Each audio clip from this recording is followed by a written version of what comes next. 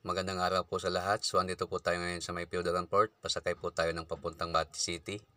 So, habang nag-aantay po tayo ng barko, sinilip po natin yung mga paligid at yun na nga po nakasakay na po kami ng barko. So, inaantay na lang po natin mapuno ito para makaalis na patungong Masbate City. So, nakasakay po kami ngayon sa Santa Clara. So, dumating na nga po tayo dito sa Mandaon para po may pamahagi yung dala po nating mga abono sa ating mga magigiting na magsasaka dito sa Mandaon, Masbate Province. So, silipin po natin yung kalagayan sa loob.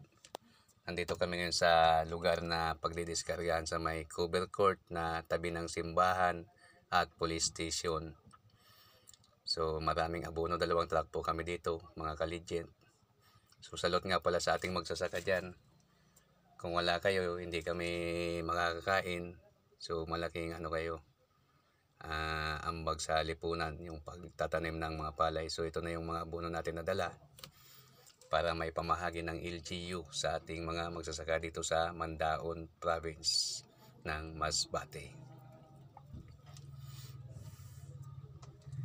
So nagsidating na nga yung mga tao dito, yung mga magki-claim ng mga abono. So ang sabi dito, nagtanong-tanong tayo dito yung mga magre-receive sa atin ay depende sa lawak ng iyong palayan na pag-aabunuhan o pananim na per kilo o hanggang saan man na kung mas malawak, mas hihigit pa sa kilo-kilo na ipamamahagi sa ating mga magsasaka.